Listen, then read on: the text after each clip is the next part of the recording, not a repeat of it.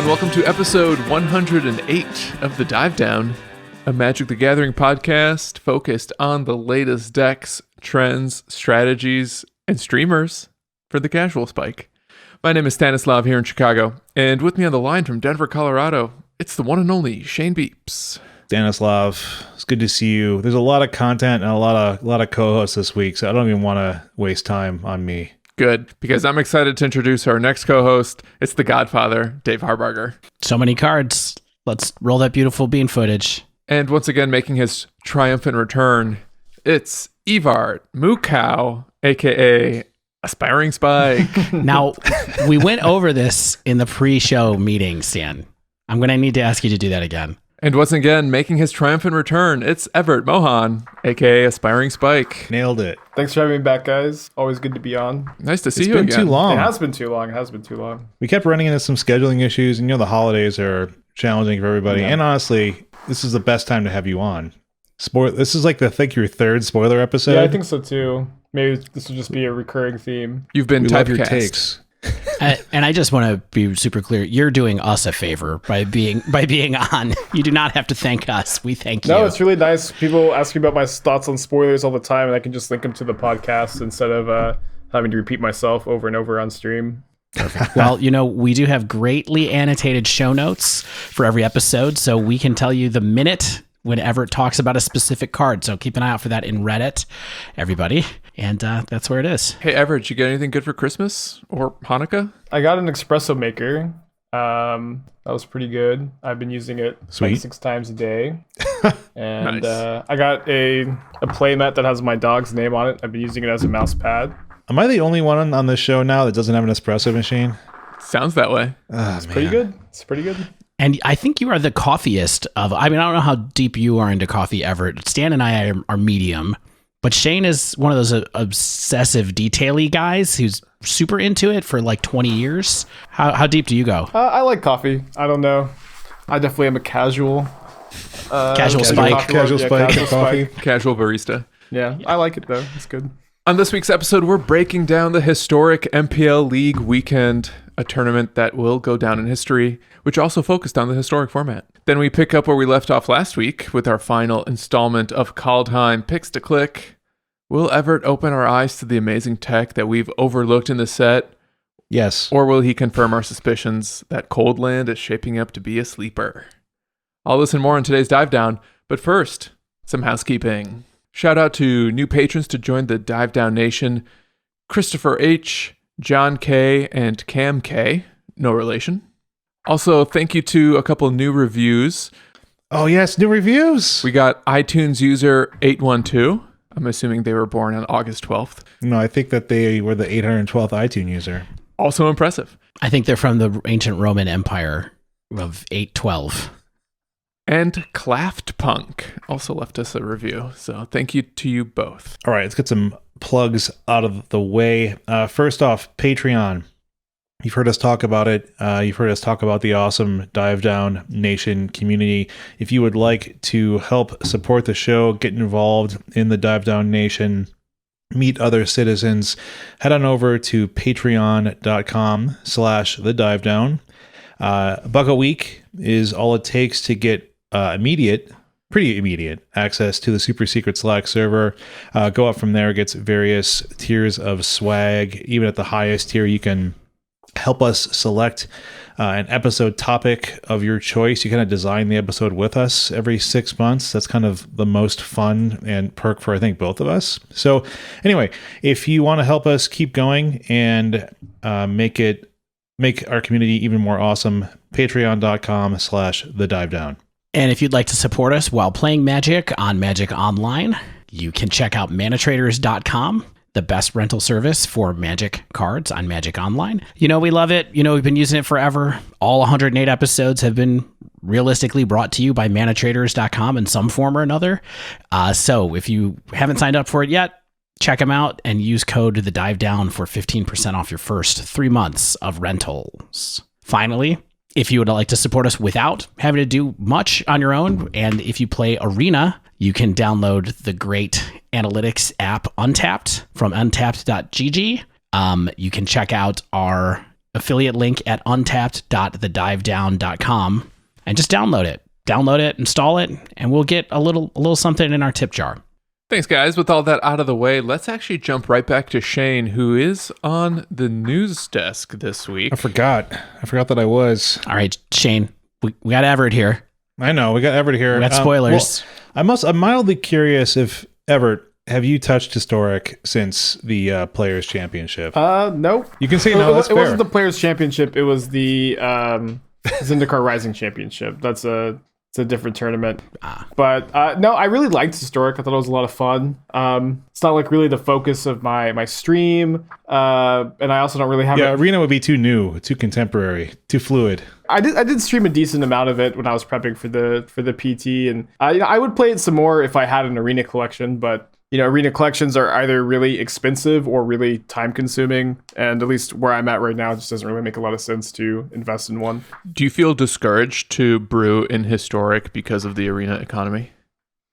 Not necessarily. I mean, I guess yes, because I just I don't play Historic due to my lack of access to the cards. But if I was interested in getting into Historic, I don't think that the Arena economy would necessarily hold me back so much. I'd also say this as someone who doesn't have a firm grasp on exactly how the Arena economy works. So I may be speaking out of my element a bit here. Money goes in and nothing comes out. Yeah, that's the way the economy works, by you throwing money at it until you crank the lever enough that the gotcha machine spits out the wild card you want. That seems less than ideal. Is that a hot take? Is that No, I mean it's really, I mean, it's you know when you're going to get something in terms of the wilds, the little wild wheel that spins around, but largely you can't really expect to crack the cards you want too much. So you know how much it costs. It's just kind of anything over that is just kind of gravy. All right, so there was a big tournament this weekend, and as people know, we've been enjoying Historic quite a bit lately. Yes, exactly. That's my primary way of playing Magic right now. So the MPL weekend event was Historic. We got to see what deck some of the best players in the world brought, how they iterated on and some established archetypes, and how well those archetypes and players performed. Brief thing on the MPL. The MPL, to me at least, even after all this time, is the sort of weird black box of Magic tournament happenings. But after I looked again on how it's actually working, I realized it's not really that complex, and I thought maybe listeners would be interested in kind of the brief rundown on what the MPL and Rivals actually are. So there's 24 MPL players. They play against each other in these recurring tournaments called League Weekends. And each match win, you get a point towards your league standings. And after 7 of these League Weekends, the final standings place these players into various tiers of battle. Either they stay in the MPL, they have to go into a gauntlet thing, or the Rivals gauntlet, and so if you do poorly, you're at more risk. You have a chance to go down into Rivals. If you do well, you don't have to do much and you're kind of safe. And meanwhile, the 46 Rivals players are playing against each other for their final league standings, put them in a competition to make the MPL as well, or I think fall out of Rivals contention. And the goal of all of this, of course, is either to maintain standing in the MPL, make the MPL out of Rivals, and get some money. So it's not that challenging. It's just a matter of paying attention to it is sometimes challenging because you don't always know when it's going on. But you know a lot of these players by name, whether they're in the MPL or Rivals, and they are some of the best players in the world. So let's look at this weekend and to give us some view into what's happening in Historic. And first, we'll look at the overall metagame, then at the top finishing decks from the weekend, and then some overall performance data to see what's performing well in Historic right now. I really would love to dig into some of the tweaks that went into some of these decks, but because it's a spoiler ep and because we have Spike on, I don't want to spend the time on that. So maybe soon. I also want to shout out Twitter user JPBall5 or Ball Lightning PhD for their stats collection on the MPL, which was essential for me doing this work in the breakdown. So, overall metagame. The MPL and Rivals play separately, so we can look at the metas independently of one another. But here's the secret. It doesn't matter because it's the same. MPL, 8 people or 33% on Sultai midrange, 6% or 6 people or 25% on Jund Sack, 5 people or 20.8% on Gruul aggro. We got one ofs of 4-color midrange goblins, mono black, mono green, and Teamer ramp. So most people Sultai midrange, Jund Sack, Gruul aggro. In Rivals, much of the same. 41.3% on Sultai mid, 21.7% on Jund Sack, 13% on Gruul. Couple 2 ofs like 4-color midrange, Rakdos Sack, and then 1 ofs of goblins, Kethis combo, a couple different red decks, Orzhov Auras, Selesnya aggro, and the Simic Paradox Engine deck. Yeah, interesting. The top 3 decks of each one of these metas was the same. Yep, basically. Yeah, like Sultai, Jund Sack, and Gruul aggro were about 76% of the combined metagame. It's almost like a standard meta when you look at it like that, right? Where you get this real concentration of like 3 good decks, and then there's some roguey kind of stuff. But yeah, I mean, like basically it's like 38.6% Sultai, 21.4% Jund Sack, and 15.7% Gruul. So before we move on and talk about these big 3 a little bit, any general thoughts about what's showing up here or perhaps not showing up here in this MPL Rivals weekend? Well, I would personally say that I'm not very surprised by these numbers based on what kind of tournament this is. In my experience, the smaller the tournament, the less diverse the metagame, and not only the less diverse the metagame, the less people are willing to take risks on their deck selection. You know, in my opinion, there is a very high risk, high reward thing that goes on with your deck selection. If you can figure out something that is great against the field, then you are getting a lot of percentage points towards your tournament success. And these small tournaments have always kind of puzzled me, because I think that the metagames are incredibly predictable. Like, if you compare these to like Worlds, which these are kind of like Worlds in League play, there were like 2 modern Worlds tournaments a few years ago where almost like more than half the field played Abzan midrange. Like an absurd people played Abzan midrange, and they played Abzan because it was a super safe choice. But nobody in the tournament had the read to metagame and play mono green Tron, which has always really stumbled, really confused me. But I get it, I have to imagine that this league is the most anxiety-inducing tournament to be in your entire life, where if you can squeak into the MPL, all of a sudden the difference between being the top Rivals player and the bottom of the MPL it's insane how drastically different that is. And like the idea of registering a deck list that is taking risks has got to be the most anxiety-inducing thing ever, which is, I think, why we see such a predictable, safe metagame of like, you have like the 3 tier 1 decks in Historic, I like a big part of this is like Sultai and Jund, I think, are both pretty geared to beat goblins. And that was my experience in testing for the PT, and I think that's like why you're not seeing people play goblins. And I think that most of the MPL players understand this metagame, and instead of trying to capitalize on it, they have picked one of the decks and they just try to master it and get the most percentage points they can. Yeah, for sure.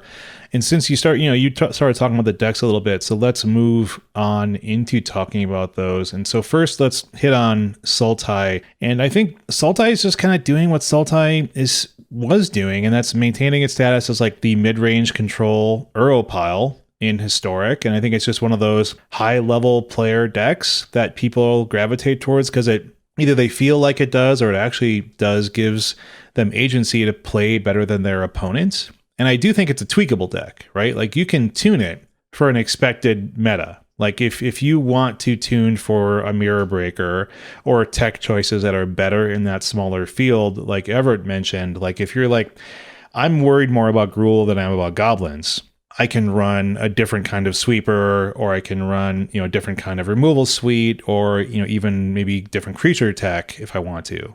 Yeah, Shane, to your point about how tweakable this deck is, Once upon a time, I felt like Goblins was favored against Sultai, and that has completely reversed. And I think the deck has adjusted in such a way with their choice of sweepers and main deck as well as sideboard removal and other forms of interaction, really, that I think Goblins is no longer getting easy wins from their Sultai matches, and it's become, in fact, quite difficult.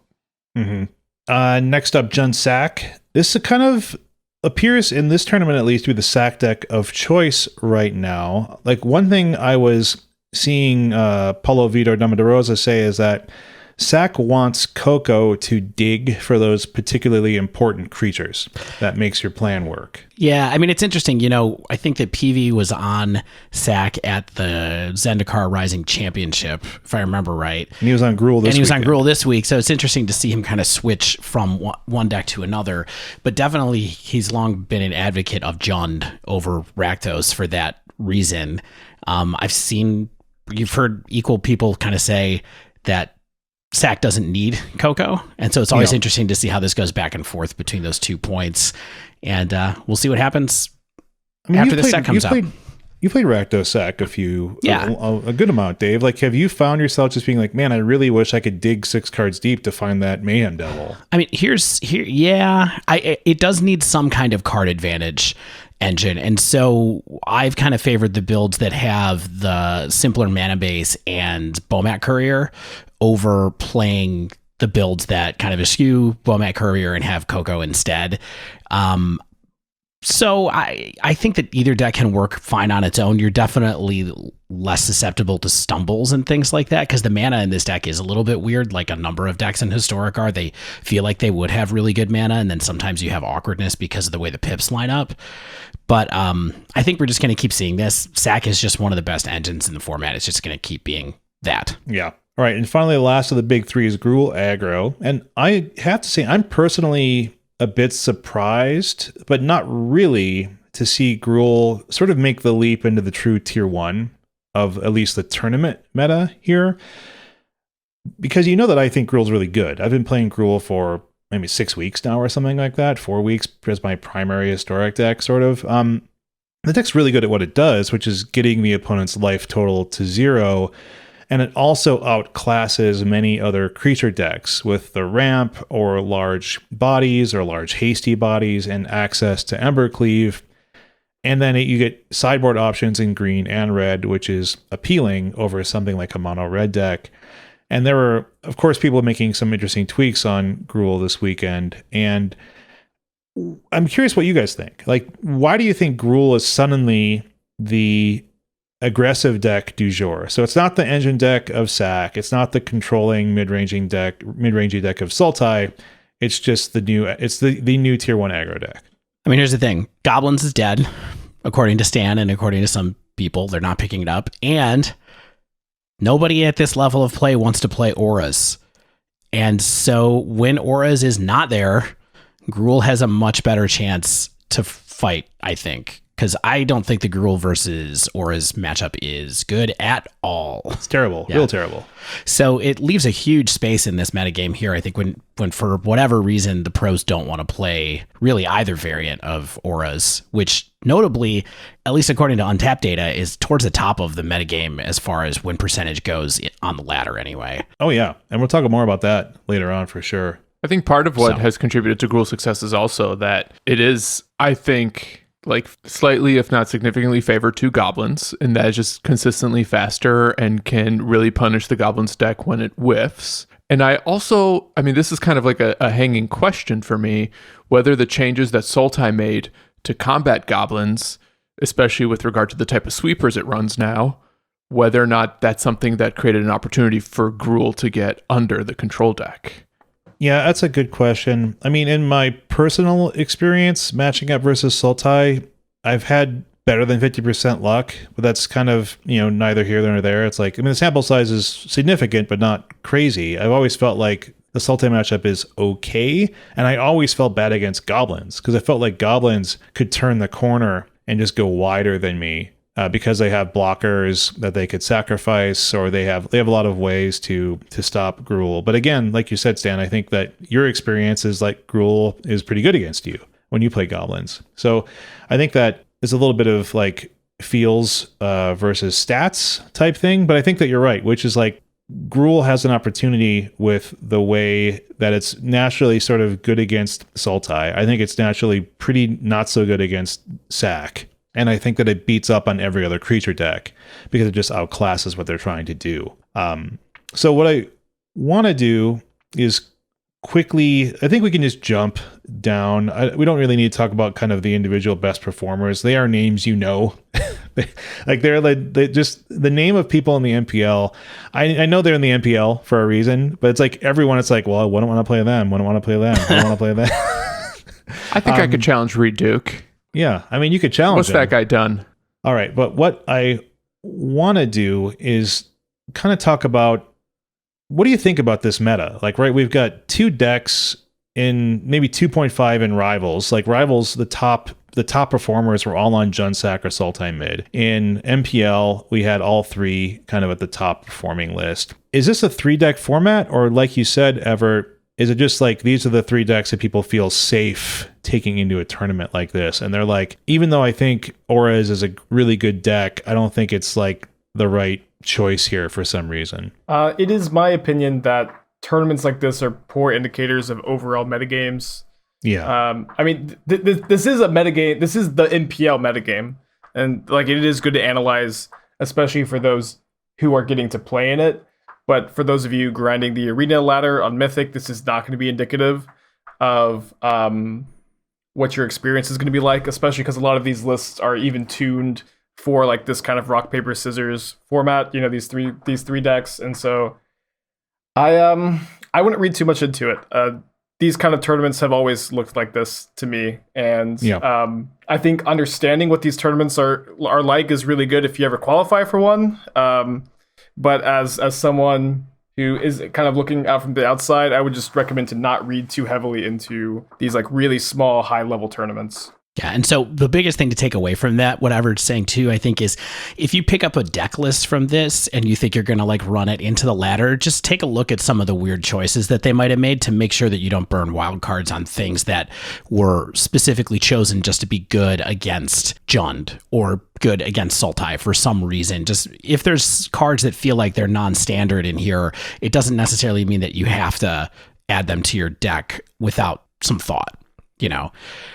The other thing that was super interesting to me about this metagame is, you know, we have a table here of the win rates that we got from at MTG Data. Yeah. Which is a really good Twitter account. Another quality Twitter account. It's really interesting because if you look at the win rate versus metagame among all of the decks listed here, which includes 7 decks plus a category for other. So it's Sultai mid-range, Jund, Gruul aggro, 4-color mid-range, Goblins, Rakdos Sacrifice, and mono red aggro. The only decks that have quote-unquote positive win rates against the metagame are Jund Sacrifice and Gruul aggro. Everything else is less than 50%. Yeah, it's funny, like when Everett said the rock, paper, scissors triumvirate, it's like Sultai mid-range is the rock that beats up on like hand grenade. And like hand grenade is like everything else. Yeah. Like the other, like Jund and Gruul beat up on Sultai, at least in this tournament. But Sultai just handles everything else pretty handily, and that's why someone perhaps might choose it, or just because it's like, oh, I'm 50% or against, you know, Jund Sack or, you know, Gruul aggro. It's actually not the case. Those are just made up numbers, but you get the idea. So, like Dave was saying, I think let's look quickly at how these decks actually did perform. Like Sultai midrange had a very Sultai midrange-esque win rate of 47%, and it had really horrid matchups against Jund Sack, which beat it nearly 70% of the time, and Gruul aggro, which beat Sultai about 56% of the time. But like I said, Sultai cleaned up against the rest of the field. Goblins, mono red, 4-color midrange, the other category all had losing records against it. And Jund Sack was just awesome this weekend. Like a 64.5% win rate in non-mirrors. No losing matchups. Wow, that's an amazing line. Yeah, not even 4-color midrange. But again, there was only 4 players on 4-color. And I think Stan Sifka mentioned that in his tweet. He was like, we got lucky / guessed right that there was not a lot of 4-color out there, so Sack did particularly well.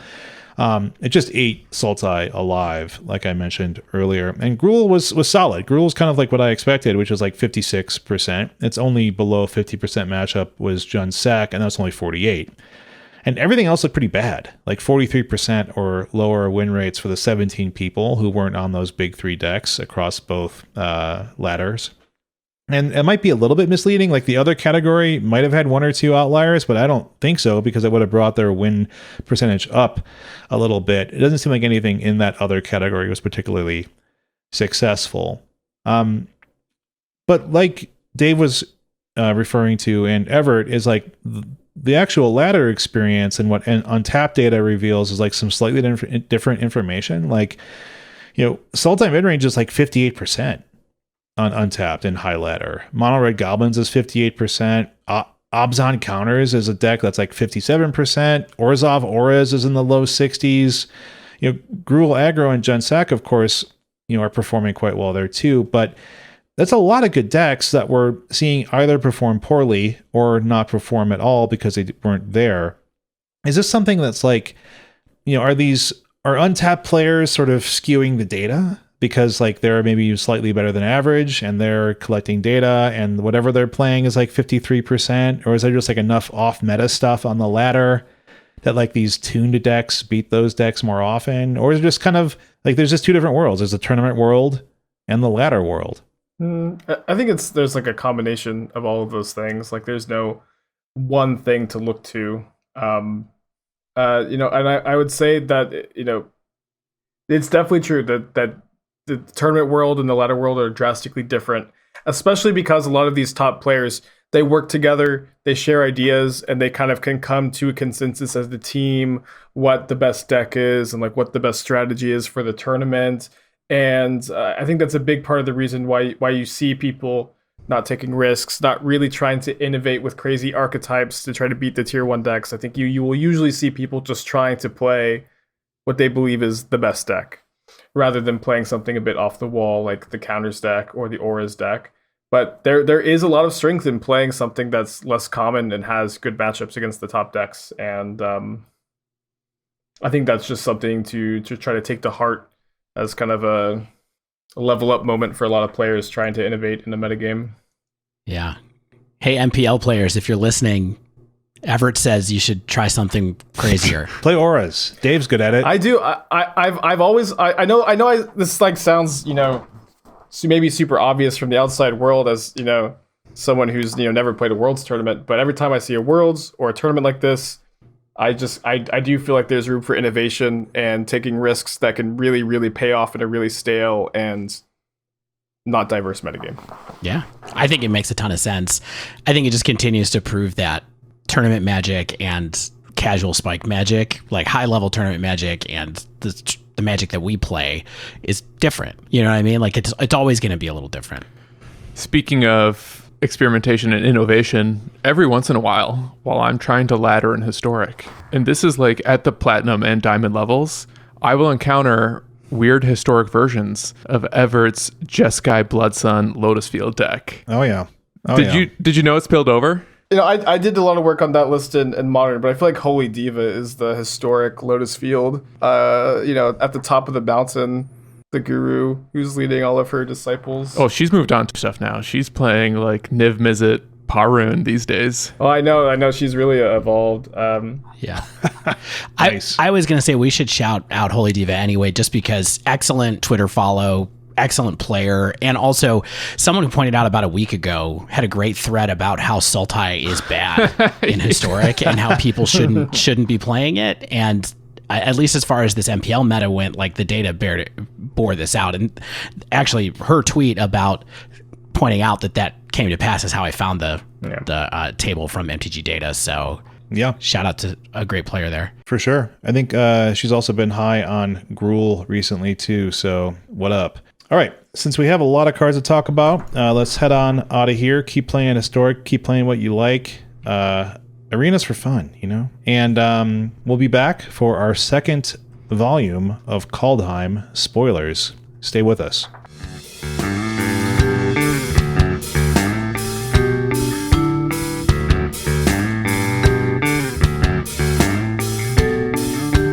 And we're back. So at the time of recording, we now have the full set spoiled, which is very exciting. Did it feel like it took like 2.5 weeks? Like, why did it take so long? It felt like it took 6 weeks to be honest, to get it. 'Cause from the first preview, I was like, all right, we're going to do the preview app so soon. And then it was like, we got to wait a month to do preview apps. So, well, now we have all the cards. And what we're going to do today is cover some of the cards that we either weren't aware of or didn't have time to cover last week, as well as visit a handful of pieces that have jumped out to Evart that we want to chat with him about, that even though we talked about him last week, we're excited to get a whole new perspective as well. But to kick us off for today, we're going to talk about one of the flashiest cards to catch our attention, and one that I think we have some hopes about its constructed playability, and that is Doomskar. So Doomskar is 3 dub for a sorcery, destroy all creatures. It also has foretell, and its foretell cost is 1 dub. Dave, I'll let you kick it off because some of my notes here are in response to you. I mean, look, I guess that, I said last week that I thought we were out of the banger zone as far as good cards coming out in the last week. And I think that, definitely Wati proved me wrong, because I think for me, this is easily one of the top 3 cards in the set. It's probably the best card in the set, I think. Just because it's super powerful, super flexible, that ability to be able to Wrath without restriction for 3 mana, even though you have to pay 5 to do it, can really help occasionally, and also just get some mana efficiency going. Todd Anderson on Twitter said that he thought this was the 3rd best Wrath of all time, and LSV and Ari Lax popped in and said, we think it's actually the 2nd best of all time. Which is behind Supreme Verdict, by the way, is what they're saying there. Oh, I think that this card is clearly rough stuff for people who want to play aggro decks in basically any format, because it lowers the bar a little bit on when you can get Wrathed, and that's relevant in certain formats, especially when you can kill someone on turn 3 with prowess, for example, if you can go all in. But what do you guys think about this card? I'm impressed. And I think this card, coupled with some of the foretell stuff we talked about last week, is starting to create an image in my head of what a blue-white control that has a little bit of a foretell backbone looks like, where potentially you hide cards like this and cards like the counterspell, maybe Raven's Form, I don't know, but you have a variety of foretell cards depending on what scenario you're in, and then you can just start to cash them in based on how the game goes.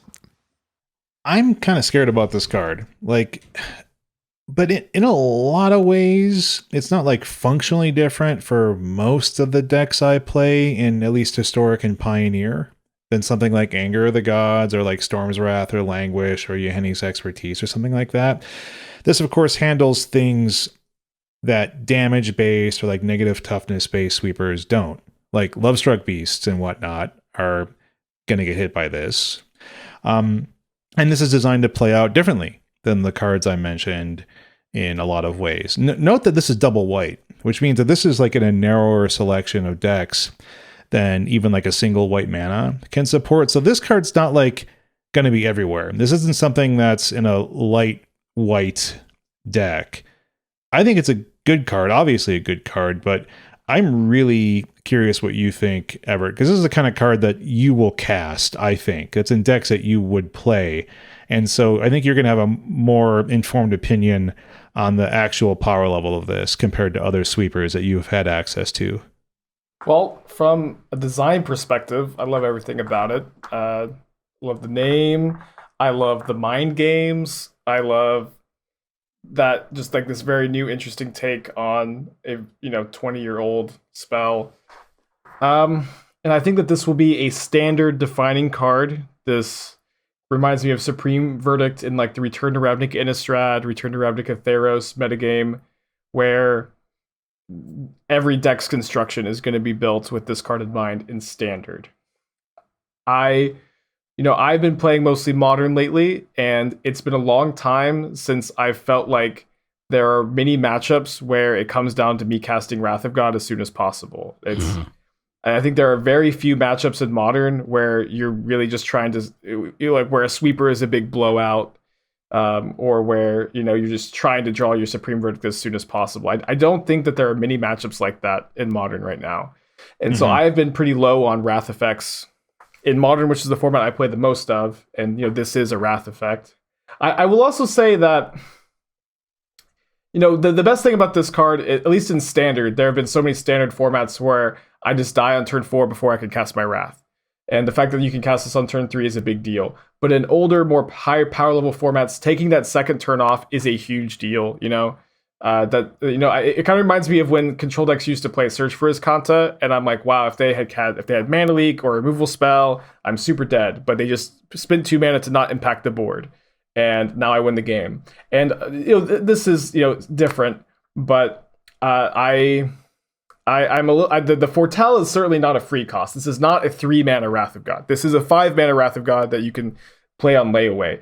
And it's also a 5 mana Wrath of God that tells your opponent it's happening next turn, which can also take a lot of the strength out of the card if this is the only playable Foretell card in the format that you're playing in. And I don't think that there's going to be a lot of playable Foretell cards in Modern. So if you're trying to play this card in Modern specifically, you're kind of playing face up, even though you're playing face down. Mm-hmm. Don't you think stuff like this potentially elevates other Foretell cards and incentivizes you to play mind games so that you're not always projecting that information? Maybe, but the other Foretell cards are pretty low power level, and mind games have their place in Magic for sure. But you don't want to be the guy playing mind games while your opponent's just playing and escaping Uro, stomping you. Yeah. I feel like I know I said this is one of the best cards in the set. I still think it is, but I do totally hear what you're saying about Modern not being a fit for this, just because of the efficiency and also Wrath effects not being good. When I look at this, I just see something that makes blue-white control in Historic a lot better, because it's in that middle space. I mean, Wrath of God is a super powerful card. That deck has access to that. It also has access to what's the flash when I'm suddenly forgetting Settle the the name of- Wreckage. Settle the Wreckage. Yeah, thank you. So it has access to those, but I think being able to threaten a Wrath against a non-interactive deck on turn 3 is actually pretty good in Historic when you look at some of the decks that are there, namely Auras, Gruul, those 2 decks come to mind mostly. I agree. When I think about that. Goblins, even if you can Wrath them on 3, that's pretty good. So I think it's a fit in there, and I still think that those Foretell cards might be a little bit more of a fit for that format. We talked about this last week a little bit, but Evart, I'm curious to know what you think, just in general, about Foretell. It sounds like you think that the mechanic is probably too slow for Modern just because of that cost. Yes, I think the mechanic is really cool. I love the mechanic from a design perspective. People often ask me about mechanics, and I have this philosophy that there's no such thing as a good mechanic. There are only good cards. And so I basically I don't think about mechanics when I'm evaluating cards. I just try to think about what the card does, and if that effect is good enough for Modern. To the people in the comments, what about Dredge and Storm? There are bad Dredge cards and there are bad Storm cards, and totally true. Yeah, I think you just need to take every card by itself. Yeah. All right. Well, I mean, I think this is clearly going to see play somewhere. Whether it expands beyond Standard, I think, is the real question, right? And I feel like it's going to make it in Pioneer and Historic, and not likely to make it in Modern is where I would put it. I don't even know, man. I was going to say briefly before we move on, I don't even know if this is in Pioneer, unless there is a white-based controlling deck that's not Azorius. Oh, right? Yeah, sure. Yeah. Because it's like they already have the one that is not counterable. Supreme Verdict. That one's, I think, really relevant, especially in the Spirits matchup against Mausoleum Wanderer from my Historic experience. Pioneer experience. Yeah, I mean, I think we'll see. I think that this is a standard warping spell. I agree. It's a standard defining spell. Yeah, every deck in Standard is going to be built with this card existing in mind, which is very interesting to me. All right. Let's move on before we spend all of our time on that sweet Wrath. Here's a spell that I hope's good. In Search of Greatness. Casting cost double green. An enchantment. At the beginning of your upkeep, you may cast a permanent spell from your hand with converted mana cost equal to 1+ the highest converted mana cost among other permanents you control without paying its mana cost. If you don't, scry 1.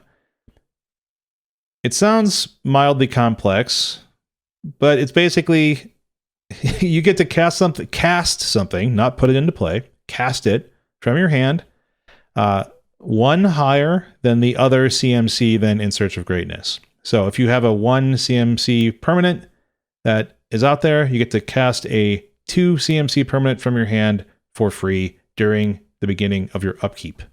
And if you don't, you scry 1. Yeah, I mean, the things I would point out really quickly with this card is that, I mean, I think it's a cool card. I would like it to be kind of an Aether Vial kind of thing for Historic, you know, because I think that there's some value-y type decks that you might be able to make work with this. The one thing I would point out is that you can play a 1-drop off of this if all that you have in play is In Search of Greatness, because it can look at your lands as a 0 CMC permanent. Oh, wow. I didn't realize that. I took a look into this last night on Google some.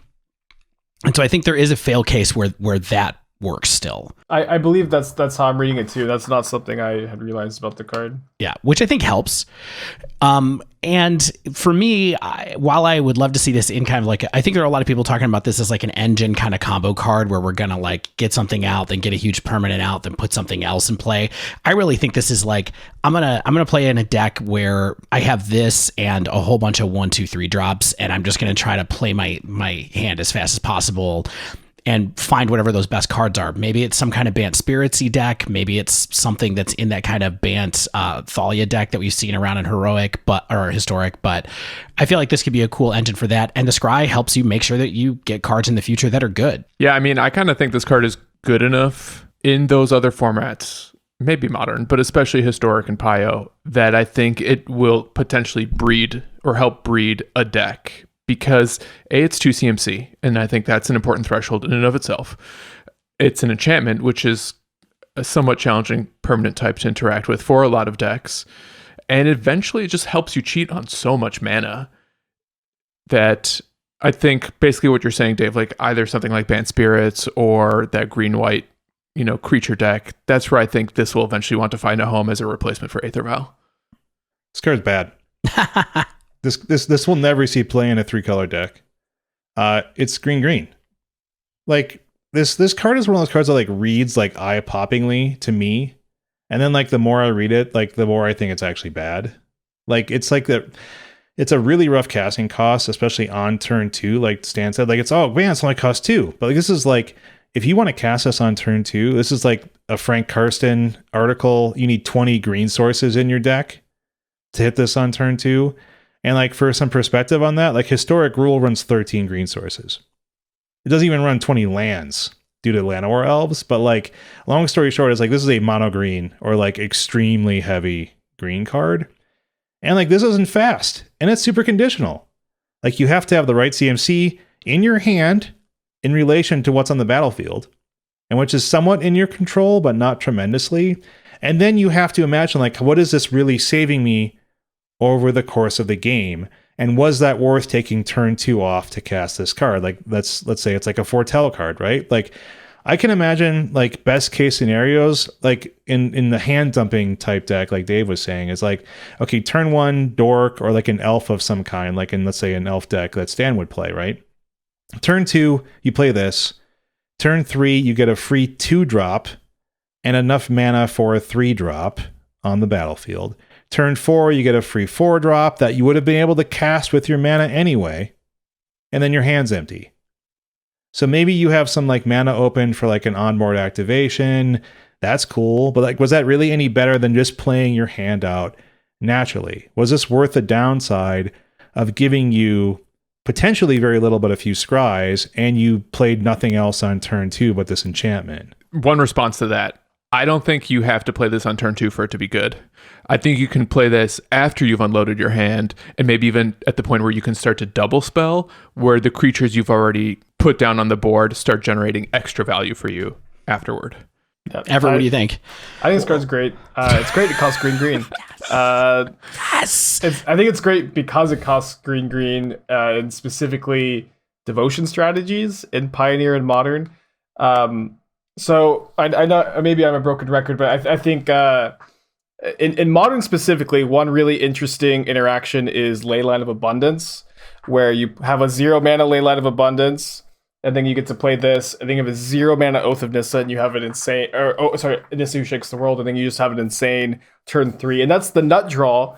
But it also seems very interesting alongside Karn the Great Creator, where you can tutor up specific CMCs to make sure that you can get value out of its ability. And, and double spelling is also incredibly important in Magic the Gathering, and that's what this card does.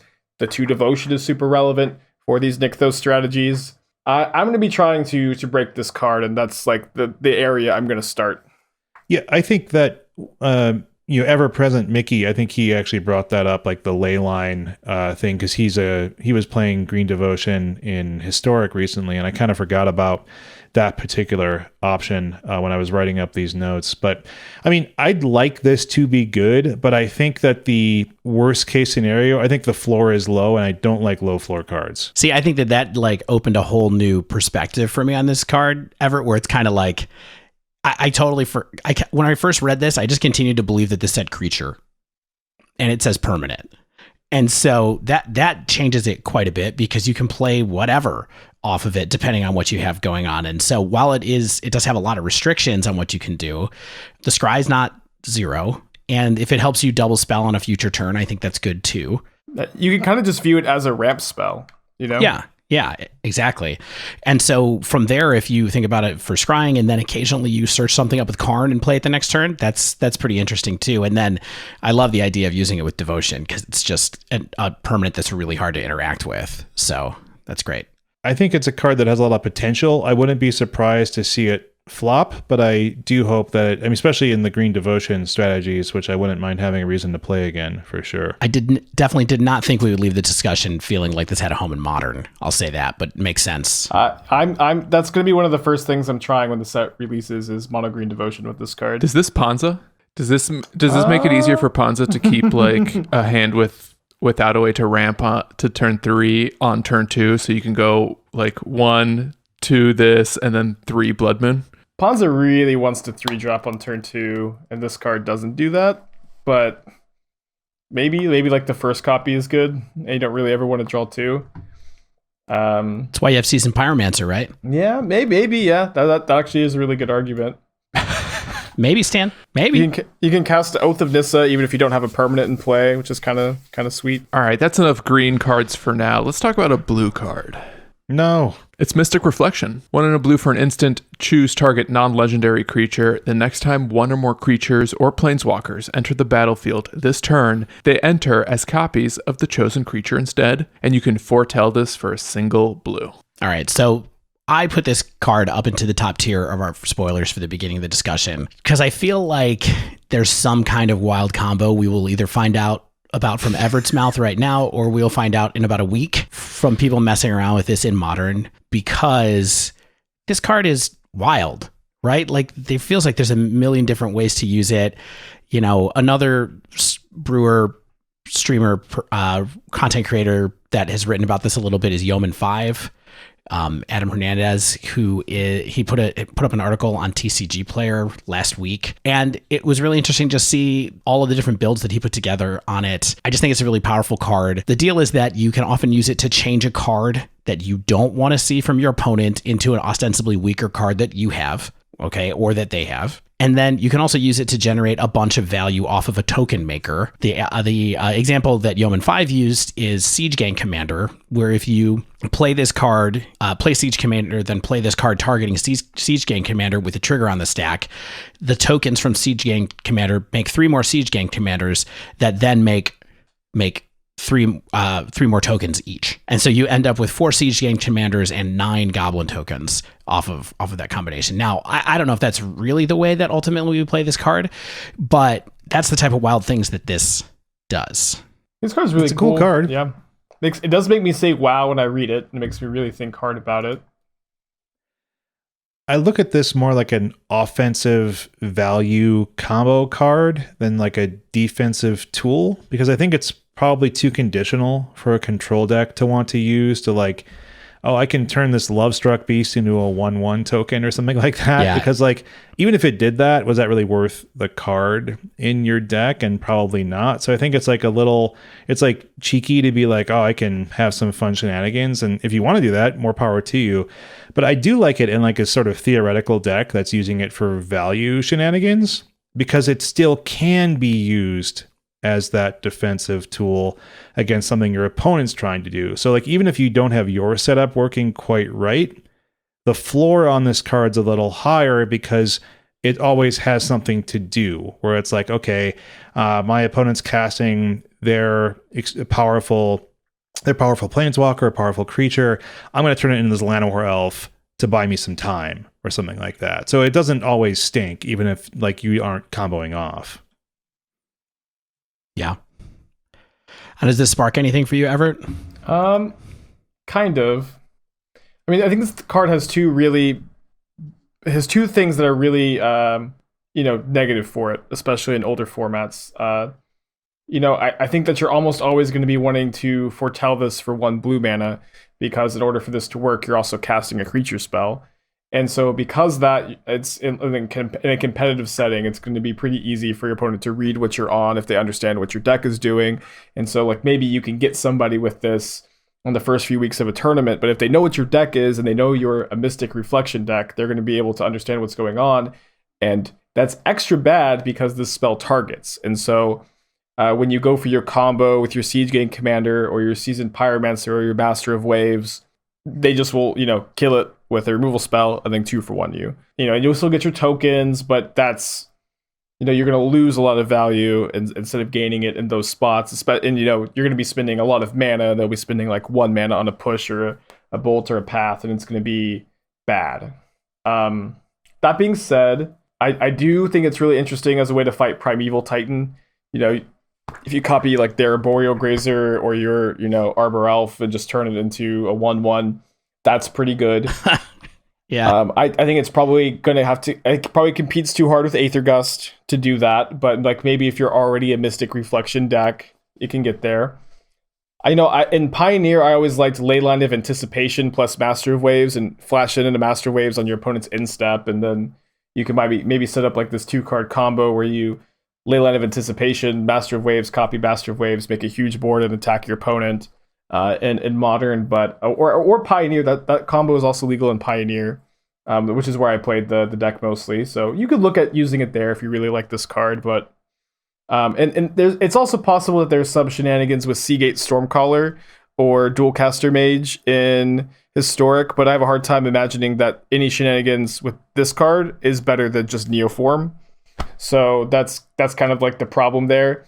I wonder a little bit if it might be a rule of 8 kind of thing. Like I did read about some interactions between Seagates, like you said, Seagate Dualcaster and Mystic Reflection. And maybe it's like you run Neoform and Mystic Reflection, and then you have draws that are live to both, kind of, so that it makes your deck even more consistent than what it is now, if there's a way to build it that way. I'm not sure, but I think you're right that there's some kind of shenanigans with that too. What about this and something just like Young Pyromancer or Seasoned Pyromancer to make extra copies of PZs? Well, the way I'm reading it, I mean, I guess it just makes 1 extra copy of PZ, right? Because it copies every time like the next 1 instance of token makers is happening.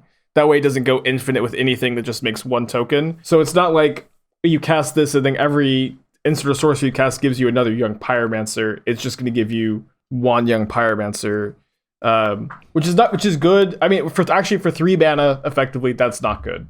Never mind. That's just, more mana you're spending for a new copy of Young Pyromancer than... Can't you play this at the end of a chain, though, when you have multiple PZ triggers on the stack? Because it says they enter as copies of the chosen creature? It says that... Well, each Young Pyromancer elemental token will enter separately, and so Gotcha. I believe that this will happen. 1 elemental token will happen, it'll copy, and then the next one will just be a regular elemental. Correct. That's my understanding of it. Yeah, it says the next time is the key part there. But I still think because of the foretell cost being able to get down to 0 or get down to 1, I think that puts this in the consideration set for a whole bunch of different things. And then, this is just like a Brewer's Delight kind of card, right? And we already, sketched up scenarios in Modern, in Pioneer, in Historic for all these different things to turn combos and maybe even some value as well. So Seems like a cool card. It definitely felt like one of the most powerful things that's come out in the last week. And I kind of feel like somebody's going to break it. I haven't done it yet, though. Speaking of last week, can we revisit some of last week's cards now that Evert's here? Yeah, I definitely want to get his insight on some of the things we talked about, or that you know that we did talk about and wanna give us some feedback on. So what I would say is the first thing I want to know is, Everett, what's the card that you think everybody is not talking about right now that you want to talk about? Well, I guess I don't really know what people are talking about, but Magda Brazen Outlaw, I think, has a ton of potential. It's the legendary 2-mana 2/1 dwarf that gives other dwarves you control +1/+0, which is a nice flavor text. And it says, whenever a dwarf you control becomes tapped, you create a treasure token, and you can sacrifice 5 treasures to search your library for an artifact or dragon card and put that card onto the battlefield and shuffle your library. I'm pretty interested in this card. I think that it has the potential to do really powerful things in older formats where you can search up incredibly powerful artifacts like Blightsteel Colossus, God Pharaoh's statue. Okay. Just crazy cards and cheat on mana in that way. I kind of think it's cute with Springleaf Drum. You play this and you're tapping it for mana. You're making artifacts. You're making Springleaf Drum. The treasure tokens play really nicely with Urza, which is a super powerful payoff for being an artifact synergies. There are some dragons that make treasure tokens that have been printed recently. There's a 3-mana 5/4 that makes a treasure token, I think, for each creature your opponents controlled that died. And then there's like the new 5-mana 4/4. And I'm not saying that those are necessarily good, but there's like those cards. And then there's the blue-red enchantment from Ixalan that whenever you deal combat damage to your opponent, you get a treasure token, and then it flips and turns into a Tolarian Academy, which is really good if you have a lot of treasure tokens. And I'm not saying any of these necessarily individual cards are going to be good, but I think if you can turn that third ability into something that's going to consistently happen, this card is bonkers broken, Right. Yeah, I mean, it's a really good tutor effect. Yeah, put it into play is great. So Yeah. the way that you're thinking about decks with this, to be super clear for those of us in the back of the classroom, is you're thinking about building treasure generators into a deck where Magda's the payoff and not trying to do anything with bringing dwarves, trying to find some way to have dwarves make treasures, right? Maybe you have Dwarven Mine in your deck and you're tapping those to Springleaf Drum has been something I have considered, but this is that line of text that this is mostly going to be a treasure generator deck than a dwarf tribal deck, unless when I'm building, I find that there are billions of good dwarves that play well with artifacts I don't know about. Yeah, that's the hard part. Is like when I looked at this card, I was like, all right, what dwarves are cool? And I'm like, SRAM, and that's kind of it, and doesn't really play along with this necessarily unless you were searching up equipment for some reason, but even that's not really probably where you want to go. So it definitely reads super powerful because of that tutor, like you said. So that's awesome. What dragons do you think? I mean, are you thinking artifacts you're searching up, or are you thinking about I I'm think going to get a you're big more so dragon? going to be searching up artifacts like crazy powerful ones, Mindslaver, a God Pharaoh statue, Blightsteel Colossus. I imagine you'll be playing different ones for different matchups, maybe in your sideboard. Bolas's Citadel is a really powerfor card. But there is like a 3-mana dragon from M21. I don't know the name of it, but I believe it is a 3-mana 5/4 dragon. And whenever at the end of your opponent's end step here, it's a legendary creature. It can't attack unless you control 4 or more artifacts. It's a 3-mana 5/4 flyer. At the beginning of your end step, you create a treasure token for each non-token creature that died this turn. And I think that this card, it's something you can get off of your Magda if you want, but it also is a token generator, and it's a 3-mana 5/4 flyer in an artifact synergy deck.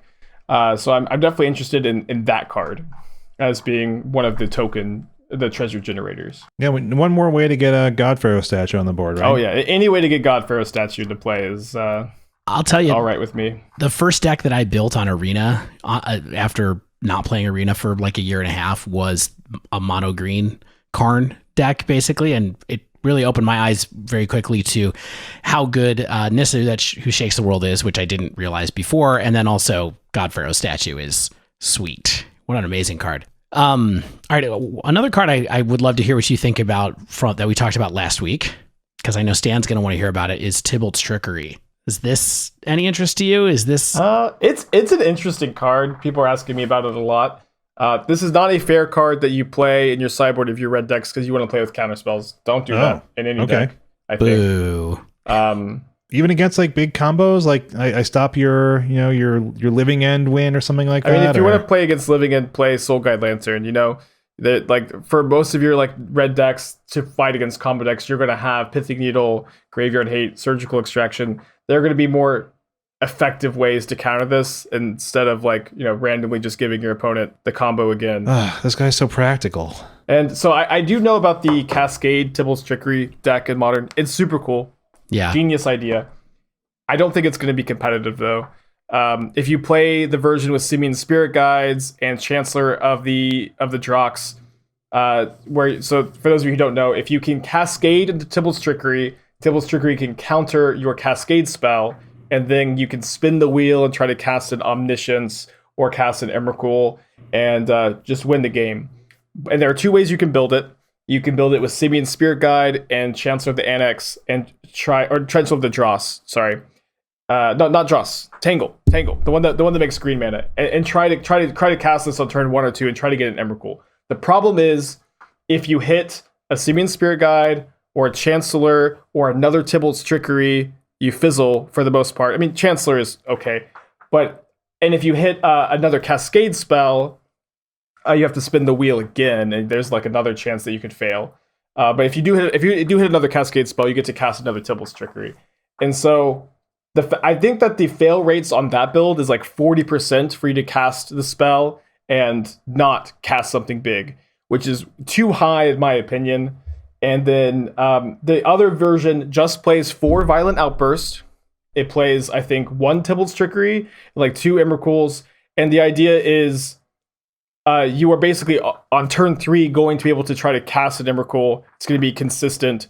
But that's all your deck does. That's all your deck can do, because, you're going to be unable to sideboard very much. And you're going to fold to discard spells, counter spells, Force of Negation, Teferi Time Raveler. The deck can't beat Teferi Time Raveler. And it's very cool. Casting an Emrakul on turn 3 is very powerful. But Modern is also a format where you can cast Under Obsidian Informer or Balustrade Spy and win with just that one card. Modern is a format where Goblin Charbelcher is also a 1-card combo. Neoform is like this really fast turn 1, turn 2 kill you deck. And I think all 3 of those decks are doing what this Tibalt's Trickery deck is doing, but more consistently and more resiliently, and faster. And so as cool as this deck is, I don't think that it is going to make an impact in the competitive Modern environment, as neat as it is. And so your gut is that this is the only use for this card, really? Yes, is some kind of thing playing like this this fairly is not a thing that will happen at competitive tables. It will be an awesome EDH card. I'll probably cast it in EDH because I've been getting into that lately. But it is not a fair card at all. Yeah, cool. What? Hold on. We got to talk about the snow duels a little bit, because I think Dave at least thinks that they are going to sort of revitalize the concept of snow in Modern. What do you think? Yeah, just to put one finer point on what Shane said, I think they're going to bring Ice Van Quaddle back into 4-color Omnath. That's mostly what I think could happen if they want it to happen because of meta conditions. Maybe. I would say maybe like the 3-color Uro piles potentially. Okay. I mean, I think that it's not just these lands, but it's also a combination of good snow cards being in this set that may, create some snow archetypes. But I don't think that these cards will be huge format defining things. Like, I think they will be fringe role players in some decks with snow synergies. I doubt you'll see very many copies played, but they'll be played as a dual land you can fetch end of turn, and that are for snow matters, which is good, which is a good thing to have. Notably, you can't fetch these off of Prismatic Vista, and in the past, Prismatic Vista was like your best fetch land in your snow decks because it gets all your snow lands, but now it doesn't anymore. So I think that dynamic is really interesting, But yeah, they'll be playable, but they won't be like super good, I think. My thought was just a lot of these decks already play snow basics anyway because of Field of the Dead. And so they might have a mix. They might go to all snow basics, and then you throw 2 or 3 snow duels in to be able to fetch up, to be able to Ice Fang Quaddle. And like Ice Fang Quaddle was a heck of a card to play against in these control shells with Cryptic Command, where they would, draw a card, pick it back up, do all, draw extra cards off of it. So it just seemed like there might be enough incentive to have that happen. I don't think they're going to see play other than that, unless there are some snow themed decks that have that. And I haven't seen any snow payoffs yet in this set that make me feel like there is anything that even is close to the same level as Ice Fang, really. I think that, you definitely play Ice Fang in a lot of the Snow Matters decks, but I think there's 2 or 3 snow cards that will make the cut, and like you'll play these lands in some of those decks. Yeah. Okay. All right. Last one. I would love to hear from you from last week. Is there anything else on this list that you want to talk about? That's in yellow. Maybe so I want to talk about Valki and /Tibalt and maybe Old Growth Troll briefly. Okay. People are gonna have our heads if you don't at least give 5 seconds on at least Saw It Coming, if not Behold the Multiverse. Which one is that? So Behold the Multiverse is the Foretell Glimmer Genius, the Scry 2 Draw 2. Oh. And then Saw It Coming is the counterspell. Neither of those cards are playable in Modern, I think. They're both really cool. They'll probably be good in Standard, maybe Historic. Not good in Modern. Yeah. Print it. It's kind of my thought too, unfortunately. All right, Old Growth. Let's talk about Old Growth, Old Town Road real quick. Let's talk about Old Town Road. All right, Old Growth Troll. All right, my thoughts on this card are that I love it. It's a 3-mana 4/4, and this card rules. Yeah, it's 3-mana 4/4. It's good. End of review. Yeah, we were just like, when we talked about this last week, Everett, we were just like, this is a really good value card. I don't even know what else to say about it. It's like the best card on rate ever. Yeah, it also has Trample. I will say that this card is going to be super weird in Standard because Lovestruck Beast exists. But what I like about this card, when it dies, you return it as an aura enchantment attached to a forest, and that forest has tapped to add 2 green. So it's a ramp spell, and when it dies, it still gives you that 3 devotion for Nykthos.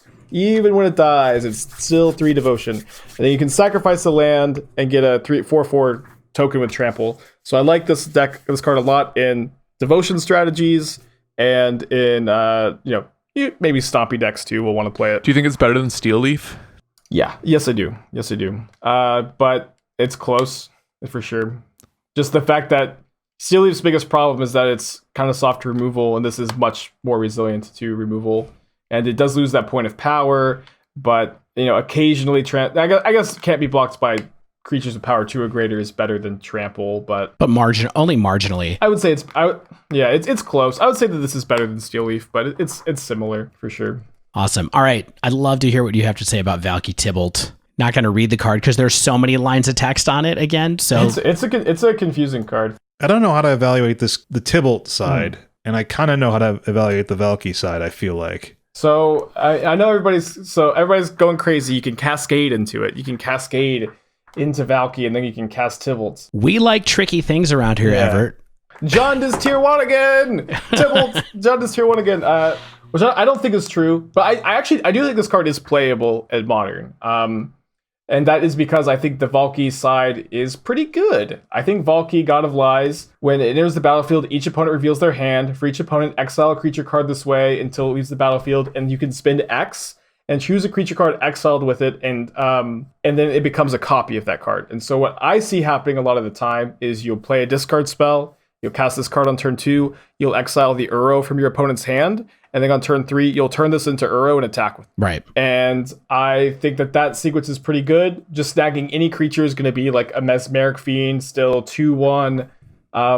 If you cascade into it, it is great. In the late game, if you top deck this, you have a very powerful 7-mana Planeswalker. I think that Tibalt Cosmic Imposter, if it was just that card, it would be insanely good at 5 mana. It would be about appropriately costed at 6 mana, but not like really good enough. But the fact that you're going to be casting like a 2-mana creature most of the time really does mitigate the downside of being a 7-mana Planeswalker, That's what I really love about these dual-face cards, is that it seems like most of the dual-face cards we have from Kaldheim are going to be good in drastically different situations. And I think that's really, really good. And I think that this card is going to be modern playable. It's not going to be, I think, a staple, but I'm going to cast it and hope that it's good. And I think that it will be. That's awesome. All right, let's get into some new stuff. We got a bunch of cards to get through. Addition to the 3 that we already talked about that were new. Yeah, these are the more maybes. This is the even more maybe than the stuff we just talked about. So I'm going to go through, we can go through these ones kind of quick unless there's something to talk about. So the first one that was interesting to me in this next bucket, honestly, was Immersturm Predator, which is 2 black-red. It is a vampire dragon with flying. It's a 3/3. And it says whenever Immersturm Predator becomes tapped, exile up to 1 target card from a graveyard and put a +1/+1 counter on Immersturm Predator. Sacrifice another creature. Immersturm Predator gains indestructible to end of turn. Tap it. Important question before we get into this. How do you think a dragon becomes a vampire? Or he gets bit by a Falcon Wrath Aristocrat. Yeah, which is exactly what this card is, right? I think the idea of a vampire dragon is super cool. Why it's in this set, I'm not sure. It feels like a very thing to have pop up in Innistrad towards the end. It's like a really sweet thing, but that's all right. I think that this is a card that just a lot of people are going to look at as fitting into John/Rakdos sack in Historic somewhere because it looks like it's for that deck. It's got an onboard, it gets bigger. It's evasive. There's not a lot of evasive threats in that deck. It's got a no mana cost sacrifice outlet that protects your card. Like, it seems pretty good as something to test out in there. To me, I feel like I'm a little worried about it in the sense of just like 4 CMC is kind of expensive for that deck. Although sometimes you get a lot of land going in that deck because you can draw a lot of cards off of either your Bomat Couriers or your the Zombie Knight guy from Guilds of Ravnica. So I'm kind of on the border with it. I feel like it could happen as a 2X maybe. There are a couple of cards in these builds that I just don't really like right now, and those cards would be like, I've never played with Dreadhorde Butcher, but I've also never seen it do more than 1 damage to anything ever. And also I don't really like Scrap Heap Scrounger too much in this deck either, and so I feel like there is a little bit of wiggle room still to like try a card like this in it. But yeah, I agree with that assessment, basically word for word. Look at that. Do you think this is a main deck card or a sideboard piece? Like, is this? I think this is a main deck card. I think like maybe you could play this card over Coco in like a straight red-black version, and like it generates a lot of value for you in the same way Coco does. It might not be as good as that spot, but you probably don't play this and Collected Company, and Collected Company is the main reason to be green, and now you have better mana because you're red-black and you have a really powerful payoff. I also think this card is probably going to be standard playable too, for whatever that's worth. I mean, imagine this if Cauldron Familiar was still available in standard, it would just be this. It would just be Rakdos sack in standard. You know what I mean? So, I mean, this feels like it fits. And yeah, I think it's just like, do you want a top end threat in this deck? Because otherwise, you're really reliant on either swarming people or pinging them down with Mayhem Devil, which is a great plan. But this gives you a chance to kind of drop something and swing in for 5 in the air, and I don't think that's terrible. I think it's terrible. Stan's only write up for in our notes for this card is just the grimace emoji. That's all it is. I don't want to belabor this point, but like, I haven't played Rakdos sack. I played other Rakdos style decks in Historic, but like, is this making your bad matchups better? Like, I feel like this is the kind of thing, like, it looks maybe good against like removal heavy decks, right? Where it's like, I'm gonna make this thing survive. It's going to be my finisher, but I already feel like you're good against removal heavy decks. I honestly think it's about flying. Yeah, I more than anything else. Dave, the flying is so huge. Okay. Yeah, it's about having an evasive threat because you can get ground locked with this deck, and if you never get your engine going or they manage to abrade all of your witches' ovens or something, you can kind of just sit there and not do anything. And so just having this as an all out, I think, is decent enough for consideration. Anyway. Sure. All right, next card. Shane, I think this one was on your radar. Yeah, this is okay. Reidane, God of the Worthy, 2 and a white, legendary creature god, flying, vigilance, 2/3. Snow lands your opponent's control enter the battlefield tapped. Non-creature spells your opponent's cast with CMC 4 or more cost 2 generic more to cast. Flip side, Valkimira Protector Shield, 3 and a white legendary artifact. If a source an opponent controls would deal damage to you, or a permanent you control prevent one of that damage. Also, whenever you or a permanent you control becomes the target of a spell or ability an opponent controls, counter that spell or ability unless its controller pays 1. So, here's the ostensible snow hate piece. And I think it's worse than people expected, but I think a lot better than people seem to think it is. Because I think people were expecting like a snow choke. Mm-hmm. Or a snow boil. Like I kind of was expecting a snow choke, right? I was thinking a lot about that lately, and I just don't think they can print a snow choke or a snow boil in a standard set. There's just like no way. It's too much. It would just ruin the idea. Like you couldn't play a snow deck. I think they could have printed something like that in Modern Horizons, and I think they should have. But as far as like for a standard format, there's just no way they could print a card like that. Yeah. But I do think this card is good. Yeah, I think this is good enough. Yeah, I think the worst card line on this text, the worst part of this card is snow lands your opponent's control enter the battlefield tapped. I think that's the worst part of the card, but the rest of the card's pretty good. Yeah, and I think having snow lands come into play tapped is a significant enough threat to make people pause about the way they're using snow in a format, right? Like it's just this card being out there is a big scare, especially because it's not just a snow choke. Like it's not just a sideboard card. I think it probably is, but like this card does a lot. Like it making CMC 4 or more non-creature spells cost 2 more is not trinket text. It's a God Pharaoh statue, kind of. There's a lot of significant spells in every format that we discuss that are CMC 4 or more. A 2/3 Flying Vigilance. Pretty okay. I mean, it's Gaddock Teague, right? Which is a card that sees play. It's just a little more expensive, and it has a flip side. So, and Gaddock Teague does some other stuff too, but.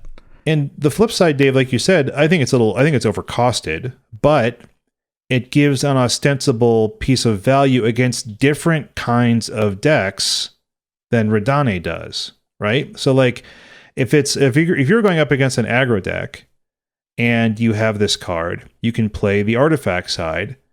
And it's probably too late, potentially, but you have ways to prevent damage from creatures that are slamming in. You make their spells harder to cast, you're taxing them.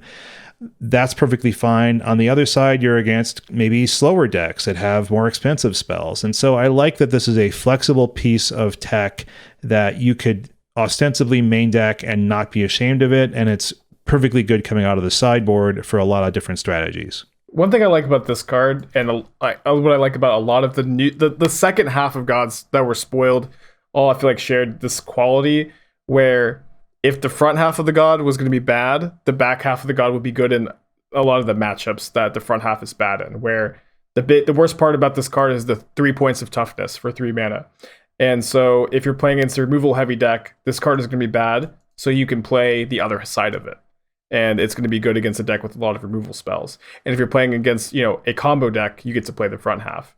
And I think that's true of a lot of the other MDFC gods, and that's what gives these cards a lot of the power.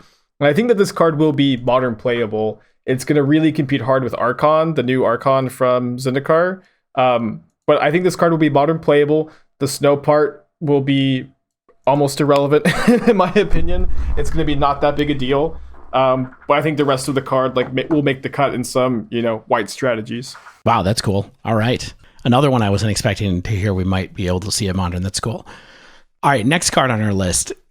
Cosima, God of the Voyage, 2 and a blue for legendary creature god. At the beginning of your upkeep, you may exile Cosima. If you do, it gains whenever a land enters the battlefield under your control. If Cosima is exiled, you may put a Voyage counter on it. If you don't, when Cosima return Cosima to the battlefield with X+1/+1 counters on it, and draw X cards where X is the number of Voyage counters on it. 2/4. What do you call that ability, David, in alpha speak?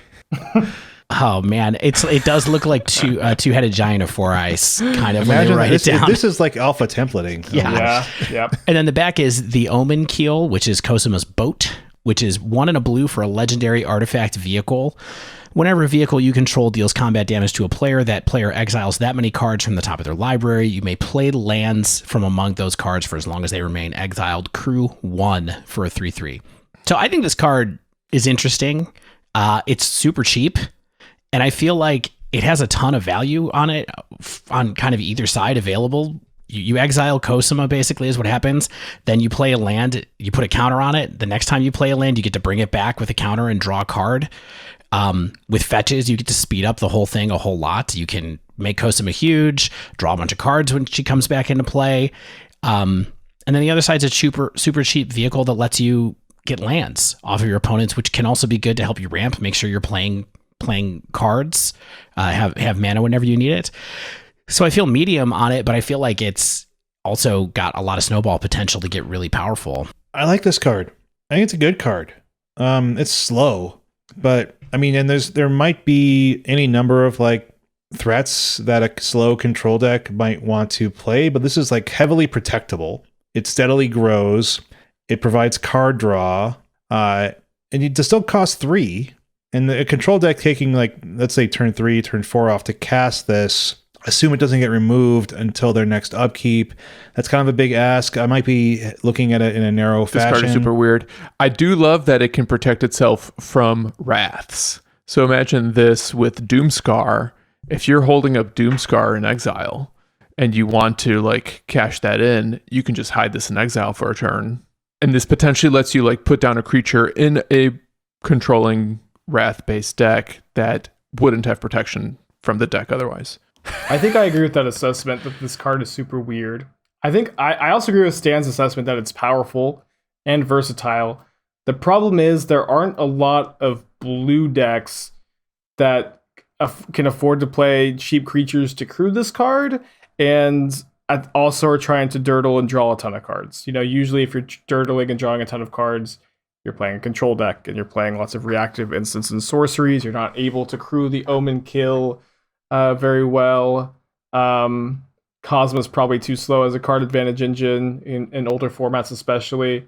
But I really like the design, and maybe this card will surprise me, but I think that this is one of those cards that's powerful but doesn't fit into really any established archetype well, and isn't so powerful that it's going to establish a new archetype. Fair. All right, let's keep it moving. I got another weird god to talk about. Birgi, God of Storytelling. 2 generic and a red. Legendary creature god. It's a 3/3. Whenever you cast a spell, add red. Until end of turn, you don't lose this mana as steps and phases end. That's some of their favorite new text that they love to put on things. Creatures you control can boast twice during each of your turns rather than once. That line of text will never matter to anybody when they're playing this card. And then the backside of it is Harnfell, Horn of Abundance, which is 4 and a red for a legendary artifact that says, discard a card, exile the top 2 cards of your library. You may play those cards this turn. This is a card I want to love. I want this card to be good so bad because it feels... the Boast, right? You want to make 2 dragons? You know that I love Boast. I just want Dragonkin Friend or whatever to be a playable card.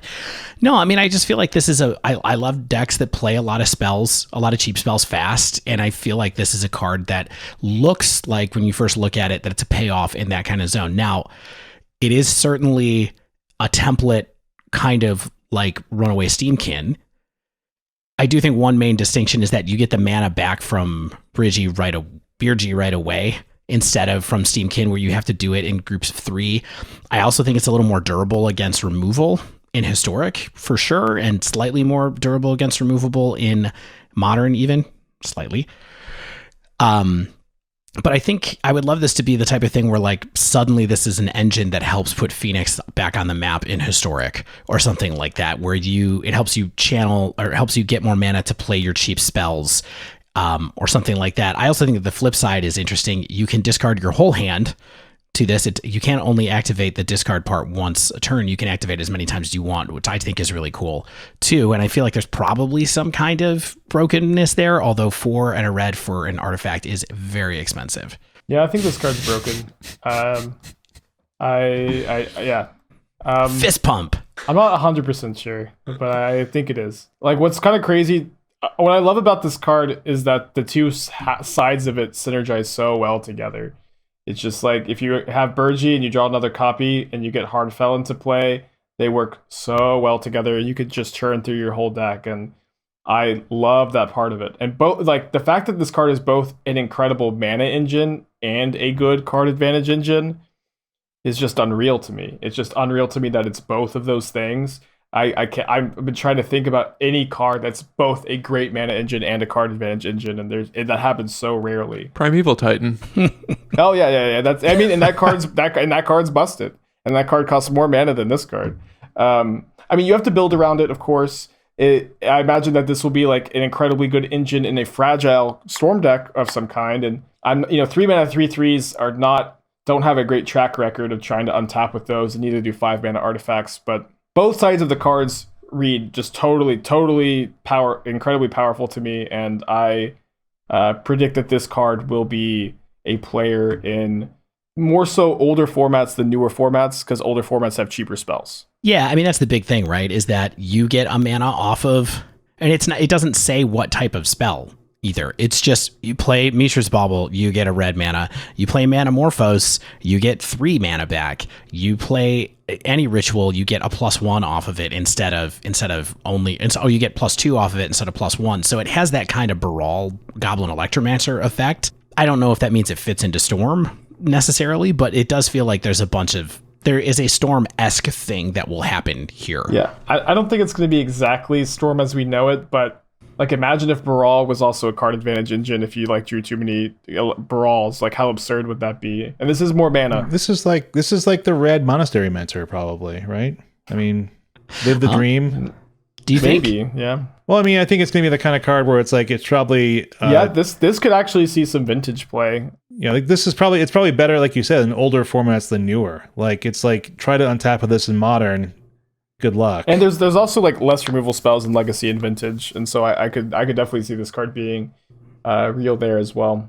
Yeah, I think it's tempting to sort of compare this to Steamkin, but I think versus Steamkin, I think Steamkin's more flexible of that concept. Some of the part of the fun of Steamkin is fancy timing, using it when it's more valuable, saving it up in reserve, regrowing Steamkin back into a big threat, and then shrinking it back down when you don't need it to be, all that kind of stuff. Mm-hmm. See, I think this card is more flexible than Steamkin, honestly, 100%, because you get the mana out in whatever increment you want, where Steamkin, you only get to cash it out in 3s, right? So you have to cast 3 spells, then you have to get the mana, then you have to do that. And this is just this is spell in, mana out, spell in, mana out. So I think that the play pattern is going to be a lot easier to go off with this than it is with Steam. I just think they're different play patterns. I agree completely. Too. I just think they're very different. I think we've been a little understated about how powerful it is to just discard your whole hand on command. Yeah. Yeah, and that. For 5 mana. Right, but, if you're playing Infernal Tutor in Legacy, it's a big deal. There's always Infernal Tutor, as I frequently say.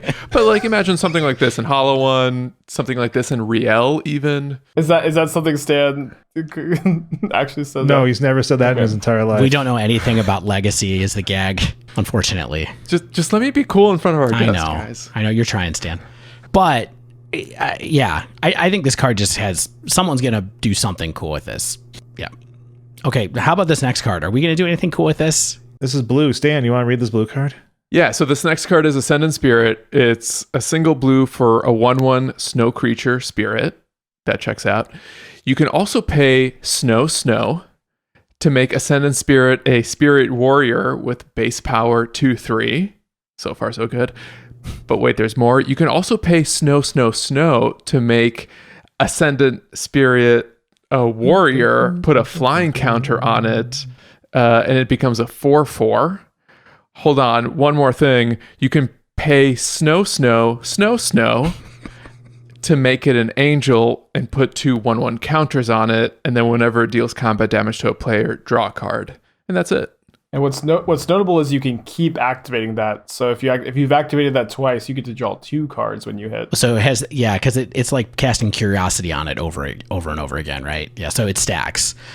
That's interesting. I mean, I'm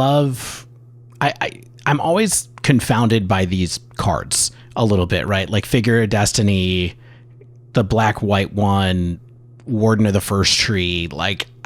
How good is this card and what deck does it fit into is interesting, but the attraction to something that can grow over time is cool. Like a scaling threat is cool, but it's pricey on rate. So I wonder if this can maybe replace Terramander or even Brineborn Cutthroat in mono blue tempo, because you can just replace all of those basic islands with snow islands without making any other changes. Yeah. I think it could in Historic for sure. I also think that this card fits in modern blue-white spirits really well, because that deck really wants another good 1-drop besides Mausoleum Wanderer, and that deck really wants a mana sink and a way to generate card advantage. So you don't like Spectral Sailor? No, I hate that card. That card sucks. My man. And this card might be bad too. I think Spectral Sailor is terrible. I think this card's better, and I don't think it's really. I mean, having a snow mana base is a cost, but in straight blue-white, it's doable, especially because you get you can play one of the tap lands and then play all basics or mostly basics. And I would have to play with it, but every time I play Spirits, I'm like, I want a mana sink and I want another good 1-drop because Spectral Sailor is so bad. One thing I would point out is that the mana sink that I remember from when I played Blue-White Spirits sometimes was Moorland Haunt, right? And it's like, think about this compared to Moorland Haunt. Yeah, and this card plays poorly with that. Well, it pairs poorly with the Haunts because you need all the snow mana. It doesn't make snow mana. But more just like the power of this is like you can pay it in installments. Moorland Haunt is fine. Like occasionally you are making like 3/3 tokens with it, which is pretty cool. But yeah, I could see trading this in for that basically and just saying like this is how I'm going to use excess mana when I have it. It definitely happens in Blue-White Spirits because you really don't have any way to draw cards. It's not that, which is why that deck adopted Coco in the first place, right? So, and Spirits just got a big boon with Skyclave Apparition. So that's like a big part of the reason why I'm interested in it. But I would just encourage you to try it out and see if it's good. This is going to my Spirit Warrior deck, my double tribal with Warden of the First Tree, which is also a Spirit Warrior, I think, or is it just a warrior and then becomes a Spirit Warrior? I think it becomes a Spirit Warrior. Something we can all aspire to. Stan, I do love your take of trying this out in mono blue tempo in Historic as well. I gotta say, I think that seems like a perfect card to expand the power level of that deck some. I cannot believe you remember that I actually became a human Spirit Warrior. Tree Ghost. All right, the next card on our list is Vega the Watcher, which is 1 blue-white for a 2/2 bird spirit with flying that says whenever you cast a spell from anywhere other than your hand, draw a card. You guys know there's no text that I love more than draw a card, right? Especially whenever you cast a spell. Exactly. Now, it has to be not from your hand, but there's lots of places that are not your hand, depending on what format you like the best. I just think this card is really sweet and full of possibilities. The main thing that hipped me to this was that I saw a player named Jaron White tweeting about this. It's a content creator that I follow on Twitter. I mentioned one combo in particular. He saw this as part of the Kethis combo engine for Historic. Allows you to draw a card every time you play a card from your graveyard. In particular, you can do a lot of digging with Diligent Excavator and this. And also, of course, Mox Amber does some wild stuff here too. So if you have 2 Mox Ambers, you get to draw your whole deck. That's a lot of cards. I will say, though, that usually when you have Kethis and 2 Mox Ambers, I feel like you're usually winning anyways. So to also have this 3 mana 2/2 flyer in plays, like maybe a little dicey, but like as a one of, I could see like it being a good like card to draw sometimes. I've never played Kethis combo, but that deck is really powerful, and I feel like the pilots who play the deck probably can figure out if they want it, Yeah, I think importantly, this is probably not a value card. Like it's like not something you like sneak in with Snapcaster and like think, oh, I'm gonna have some fun and get some real value here. Like this is a broken card or not a card, yeah, I think. Except in Limited, where this is your foretell payoff, basically. But that's awesome. Hey, Evert, do you like elves? I love elves. My first, one of my first modern decks was a Intruder Alarm Elves deck. I've been on the lookout for possibly playable elves in this set, and we might be alone in caring about elves, so I'm just going to fly through the 2 that jumped out to me. The first one was Skemfar Avenger, 1 in a black for the Elf Berserker. Whenever another non-token elf or Berserker you control dies, you draw a card and you lose 1 life, and it's a 3/1. So I thought this might be a nice way to recharge after sweepers, and also puts you in a favorable position against removal decks if you have something like Elvish Archdruid out, where your opponent is between like a rock and a hard place about what to remove, because in so many other conditions, this is just a lightning rod. Yeah, I mean, it's a 2 mana lightning rod, and I just this one word, another non-token creature, I think is going to make this card not very playable. the fact that when you kill it, you don't get to draw a card is a huge problem. It's a huge problem. And it being a 2 mana, 1 toughness creature in a deck that's already really soft to removal, it might actually end up hurting you more than it ends up helping you. Especially, I'd love to be wrong, and like maybe you can Court of Calling for it in response to a removal spell and draw a card or something. But I don't have high hopes for the card. All right, let me throw one more at you. Jaspera Sentinel. Single green for an elf rogue reach. Springleaf Elf. It's a 1/2, and it has tap an untapped elf you control, add 1 mana of any color. I remember this card being in Standard, but a non-elf version. It was a Spirit or something weird like that. It did see some play in like a Cryptolith right deck in Standard. But the fact that you need another creature to make mana, I just think it is not good. That second point of toughness is really powerful, but I don't think that this is going to see a lot of play, and I say this based on the non-elf version that was printed in the past. That card just was never very powerful. If this card had haste, I could maybe see it, because like a Springleaf Rum, you can tap the turn you play it. Like this doesn't really do much for you when you cast it. You have to untap with it. So I don't know. Don't you get just like worse versions, but similar Birchlore Ranger vibes from it though? As just another way to make your non-mana producing elves mana producing. That's also not bad on turn 1. I don't know. I think that this card is underpowered. I don't know. The thing is, I've played with this card. I've cast it many years ago. And the fact that it just doesn't make mana on its own, it just makes it feel so medium. It's a terrible top deck. I really think that I just don't know what format this fits into. Maybe Standard in some lists, but as far as like elf tribal decks, as far as like decks that want to be ramping into things, I just don't think that this is a card you're that interested in. Were there any other new elves that you thought might have a fighting chance? None that I saw. Yeah, I think that Skemfar Avenger probably has the best chance. But I don't think that any of the elf cards that I saw are going to make a big impact in, Pioneer or Modern Elf Tribal.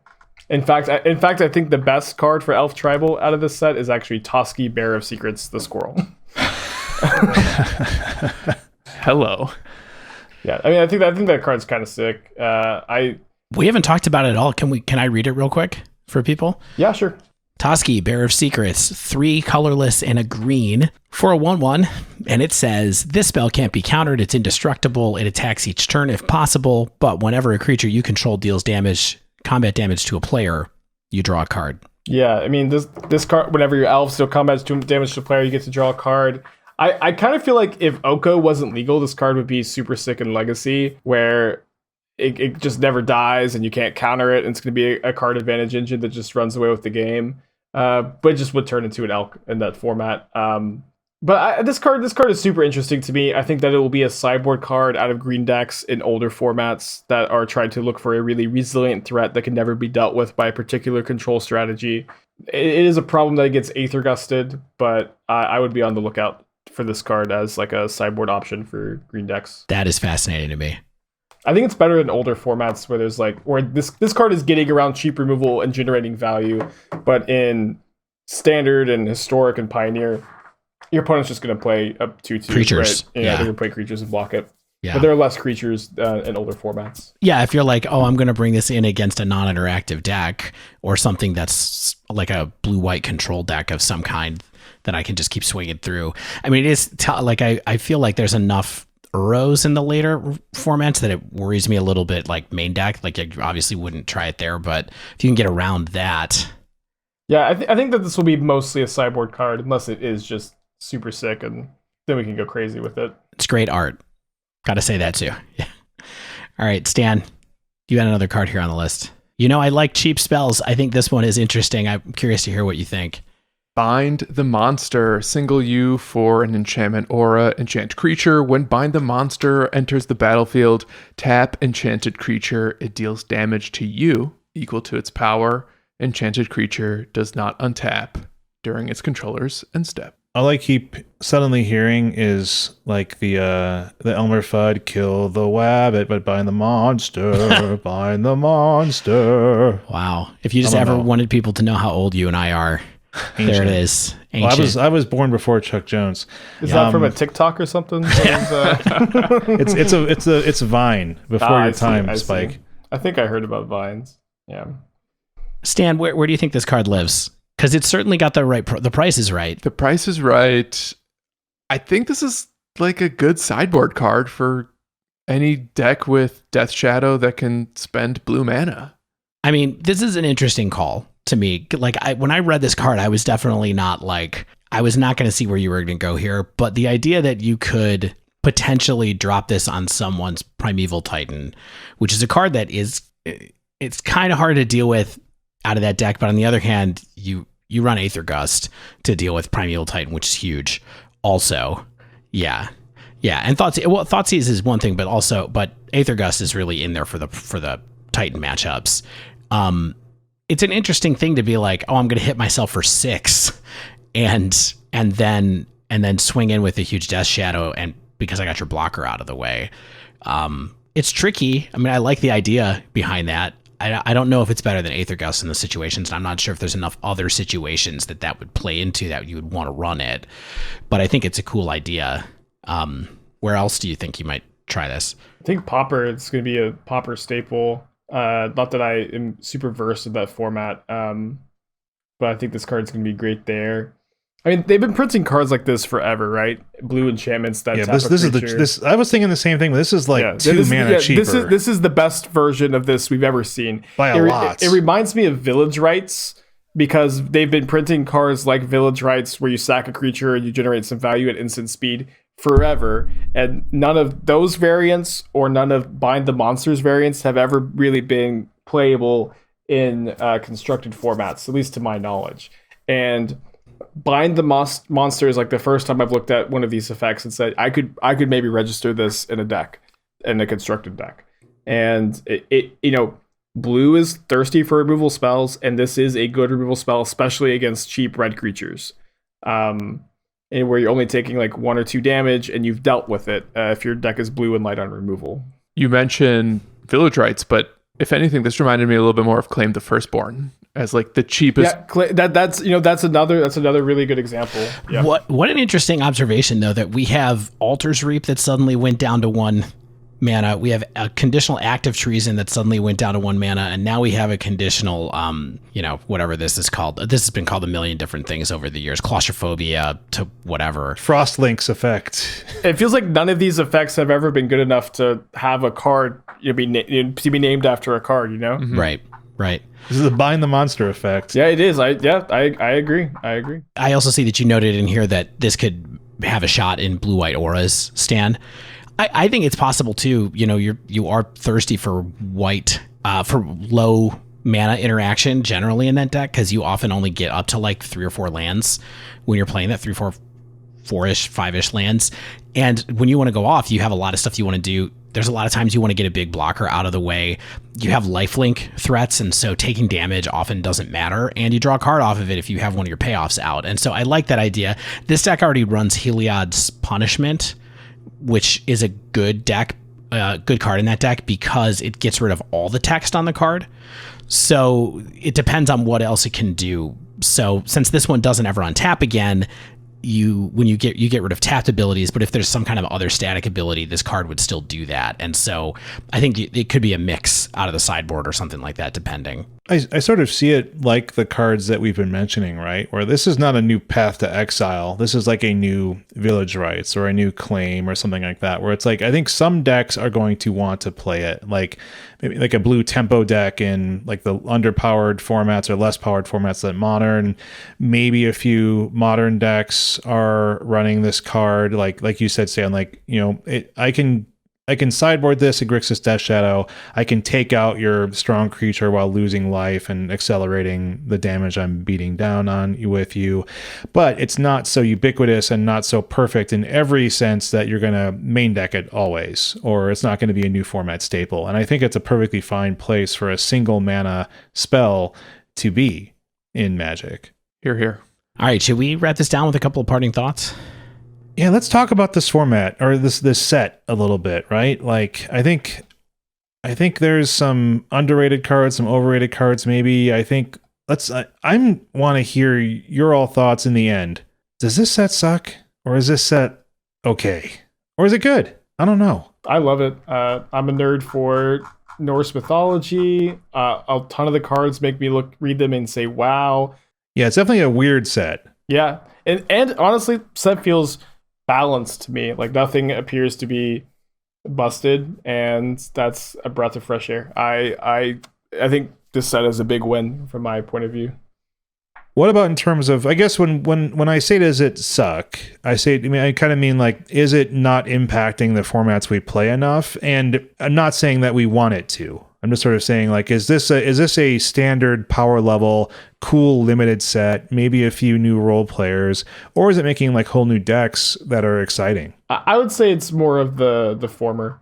In my opinion, I think that there's probably 10-ish cards that will see some play in modern, and then it'll be a really good standard defining set. And that feels like a good spot to be. But when you compare it to Throne of Eldraine, when you compare it to Ikora, when you compare it to Theros, it's not going to be a set that just shakes up the dynamic of the older formats. And I don't think that's a bad thing, but it does suck in comparison to those sets, power level wise. Stan and Dave, what do you think? Like, we've had so many sets of haymakers and big impact and kind of immediate, like this is going to slot into here type things. Is this kind of like a check on our expectations? Like, what do you think? I think it's good when new standard sets don't make big sweeping changes to old Eternal formats over and over and over.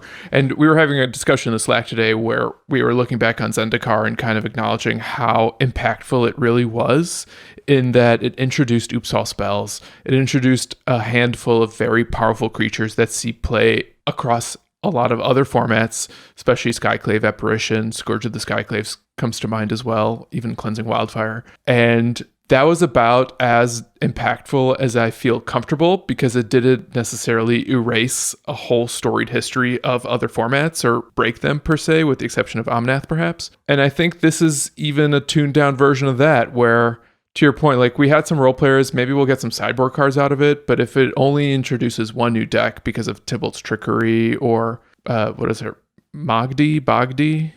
Oh, Birgi. I guess what I'm seeing is a handful of cards that might be able to spawn a new deck if it's consistent enough, or a whole bunch of just like small role players that will be fun new tools to sleeve up, but won't necessarily ruin anyone's day or make us clamor for bans anytime soon. All right. Before we sign off, I want to hear everybody's card they're most excited to try out in the set.